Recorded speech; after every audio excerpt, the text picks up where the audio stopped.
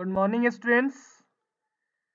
Last chapter आपका था adaptation, climate and weather.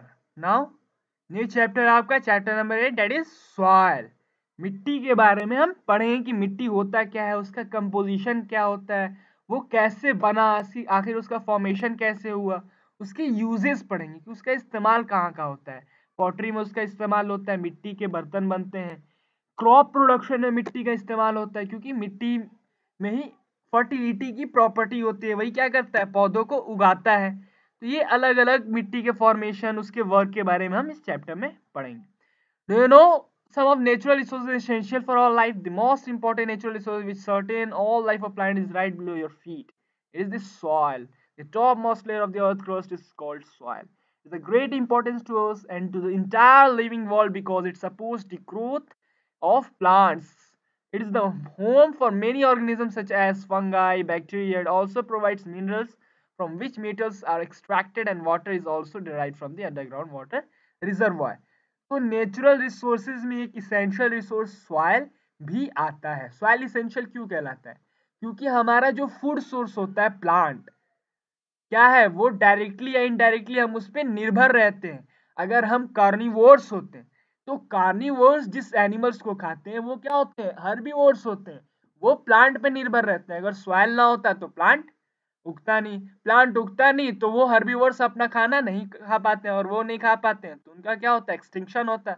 उनका एक्सटिंक्शन होता तो हमारा भी एक्सटिंक्शन होता। तो फूड सोर्स जिसकी जरूरत होती है वो कहाँ से मिलता है, या तो एनिमल से मिलता है या फिर प्लांट से मिलता है। जिस एनिमल से मिलता है वो एनिमल भी इनडायरेक्टली या फिर डायरेक्टली निर्भर रहता है, किस पे, पौधों पे निर्भर रहता है। तो इसलिए सॉइल ही वो चीज है जहाँ पे आपके पौधे ग्रो करते हैं, प्लांट ग्रो करते हैं, जहाँ से हमें फूड सोर्स मिलता है। Formation of soil. सॉइल का फॉर्मेशन आखिर कैसे हुआ? जो सॉइल हमें मिला है, नेचुरल गिफ्टेड मिला है, वो आखिर बना कैसे? तो एक अंदेशा है, long ago there was no soil on the earth. It has taken a very long time for the formation of soil. The formation of soil is an ongoing process, the process by which huge rocks are broken down into small rocks particles by action of sun's heat, wind, rain, flowing water. Climatic condition is called weathering. तो एक अनुमान लगाया गया है scientist के जरिए कि soil की फॉर्मेशन कैसे हुई थी। ऐसा भी एक समय होगा अर्थ पे जब कोई सॉइल नहीं होगा।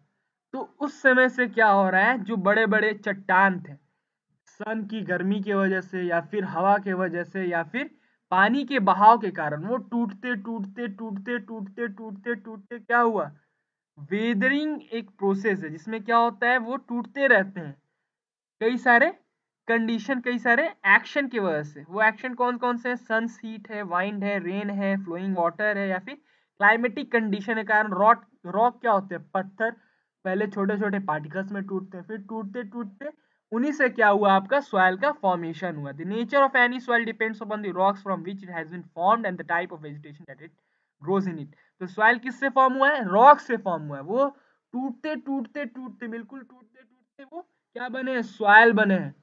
तो सॉइल का नेचर हम कैसे पता करते हैं, वो किस रॉक से बना है, तो उस रॉक के नेचर बेसिस पे क्या होता है, उस सॉइल का नेचर होता है। The role of water and weathering of rocks is particularly important. Rainwater enters the crevices of rocks in winters. As this water freezes, it expands.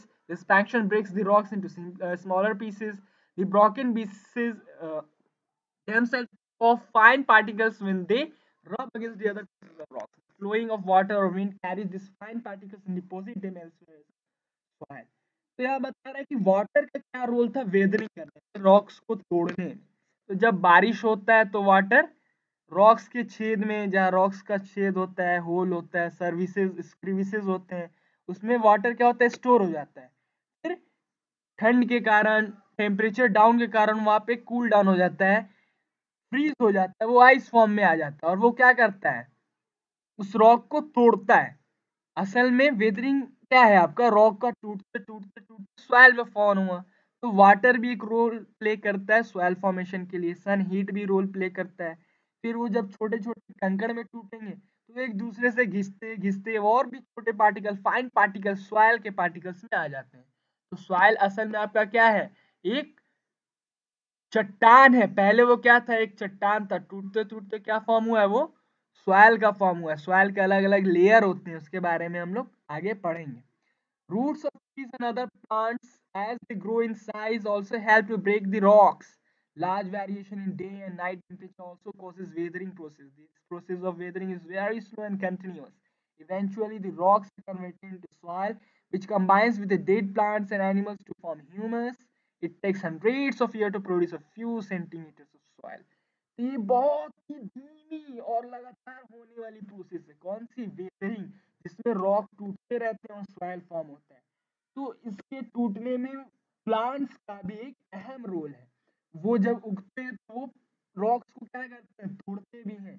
उनके रूट से, उनके मजबूत रूट से क्या होता है, रूट बढ़ता है तो वो रॉक्स को भी क्या करता है, तोड़ता है। तो वो भी एक रोल प्ले करते हैं। बहुत स्लो और धीरे धीरे धीरे धीरे क्या हो रहा है, अब जो फर्टिलिटी आपकी आई है सॉइल में, किससे आए, डेड प्लांट्स या फिर डेड एनिमल्स की बॉडी से वो फर्टिलिटी सॉइल में, जिसे हम ह्यूमस कहते हैं। और आपका जो नेक्स्ट टॉपिक वो है कंपोजिशन ऑफ सॉइल। सॉइल में क्या क्या चीजें होती है, देखिए यहाँ पे एक पाई चार्ट दिया हुआ है। इस सॉइल में आखिर चीजें होती क्या क्या है। मिनरल पार्टिकल्स 45% होता है, एयर 25% होता है, वाटर 25% होता है। Now here is giving 5% organic matter होता है। 25% आपका एयर हुआ, 25% वाटर हुआ, 14.5% मिनरल पार्टिकल्स हुए, टोटल मिला के 95% हुए। बचे 5% में क्या होते हैं, ऑर्गेनिक मैटर होता है।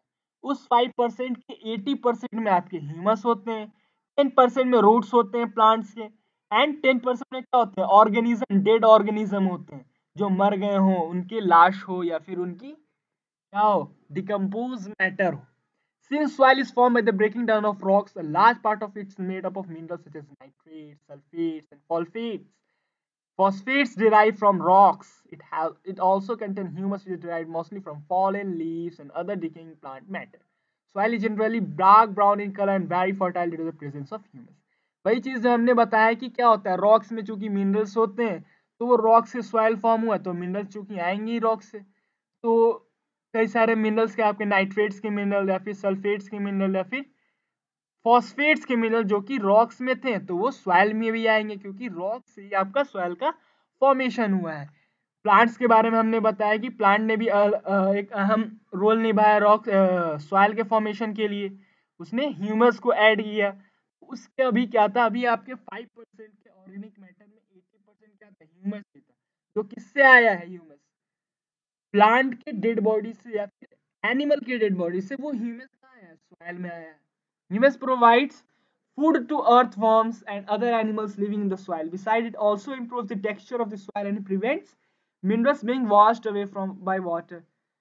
तो प्लांट के अलावा कई सारे ऑर्गेनिज्म भी होते हैं जो सॉइल में रहते हैं और अपना फूड वहीं से वो एब्जॉर्ब करते हैं। जैसे कि एग्जांपल में आपका अर्थवर्म दिया है, तो ह्यूमस का इस्तेमाल वो अर्थवर्म भी करते हैं। ह्यूमस चूंकि क्या है, एक फर्टिलिटी है सॉइल की, इसमें न्यूट्रिएंट्स हो, डेड एंड डिकम्पोज्ड मैटर हो, तो उसका इस्तेमाल अर्थवर्म्स भी करते हैं।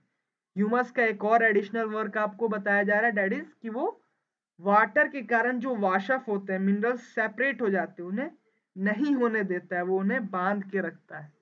Soil also contains water, air, living organism. Water is very essential for all the life sustaining activities, and air is needed for the respiration of the plants. On the other hand, living organisms such as bacteria, fungi in the soil feed on dead plants or animals and help to form humus. तो देखिए, bacteria fungi के बारे में बताया कि वो क्या करते हैं, डेड एंड डिकेड मैटर को डिकम्पोज करते हैं और उसका ह्यूमस तैयार करते हैं। जो कहाँ रहते हैं, ये भी मिट्टी में रहते हैं, तो ये अपना भोजन भी वहीं से पाते हैं और मिट्टी की फर्टिलिटी को भी बढ़ाते हैं। वाटर हुआ, एयर हुआ, सॉइल के साथ साथ ये भी बहुत इसेंशियल नेचुरल रिसोर्स होता है, इसका इस्तेमाल हम अपने जिंदा रहने के लिए करते हैं। वाटर अगर नहीं होता तो प्लांट्स भी ग्रो नहीं करते, एयर नहीं होता तो प्लांट ग्रो नहीं करते, हम जी नहीं सकते। तो ये सारे जितने नेचुरल रिसोर्सेज सारे इंपॉर्टेंट है, और सॉइल भी क्या है, इसेंशियल है, क्योंकि सॉइल भी एक रोल प्ले करता है प्लांट के ग्रोथ के लिए। सॉइल ही वो लैंड है, सरफेस है, जहाँ पे प्लांट ग्रो करता है, स्टैंड रहता है, सॉइल से वो मिनरल्स लेता है। अब जो है आपका सॉइल प्रोफाइल नेक्स्ट टॉपिक, इसमें लेयर बाय लेयर बताया जाएंगे किस लेयर पे क्या पार्टिकल्स है। बिल्कुल डाउन लेयर पे जो है असल में रॉक्स के बड़े बड़े पार्टिकल्स है, और ऊपर आते आते फाइन फाइन फाइन और छोटे छोटे पार्टिकल्स है। इसके बारे में नेक्स्ट वीडियो में आप लोग को बताया जाएगा। Okay then good.